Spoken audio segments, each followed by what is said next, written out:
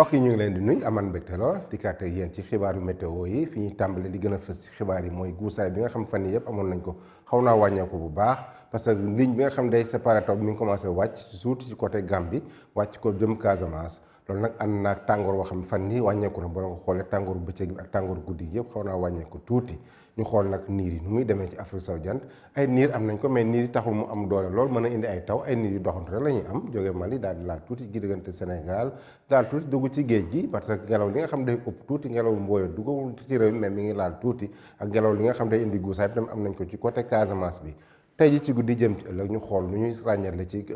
wàllu taw bi d'abord ay taw daanaka xaaruñu ko ci guddi gi te jëm ëllëg ay taw côté Casamance ak yooyu fa kenn xaaru fa ay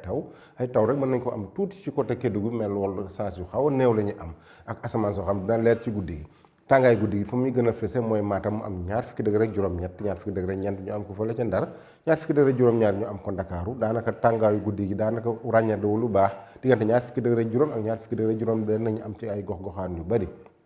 bu ñu demee ba ci bëccëg yi ñu xool tàngaay bëccëg bi nu muy demee tàngaay bëccëg bi dina am doole lool ci côté Matam ak Podor parce que fële ca Matam nañ am ñeent fukki degré ak ñaar Podor am ñeent fukki degré bi nag ak fanweeri degré lu tegal la ñuy am Ndakaaru mooy gën a néewle Ndakaaru ak Ziguinchor parce que foofu fanweeri degré ak ñaar rek la ñuy am bu ñu demee ba ci Mbour fanweeri degré juróom la ñuy am fanweeri degré ñeent ñu am ko fële ca Thiès fanweeri degré ñett ñu am ko Ndar bu ñu demee ba ci digg réew mi nag fanweeri degré juróom fanweeri degré juróom ñett ba fanweeri degré juróom ñaar la ñuy am ci diggante Kaolack Mbour Kaffrine ba côté Kaffrine googu sax mooy xaw a tane tuuti parce que na tàng doo fanweeri degré juróom-ñeent mooy gën a tane tuuti côté Matam ak Bakel mooy gën a tàng ci digg réew mi bu ñu demee ba ci Tambacounda na am fanweeri degré juróom-ñeent ak ak fële ca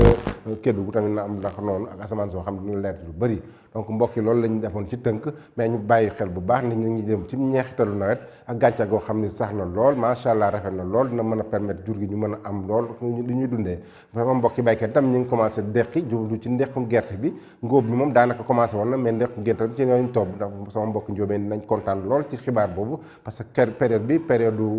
gerte la ak li ci topp mais nag sama mbokk yi bu leen fàtte nag dem suñu plateforme SMS yi ak YouTube ay information yoo xam dañ ko gën a ràññeetle loolu lañ leen digoon tey di leen jox di daje ba suba ak jàmm wasalaam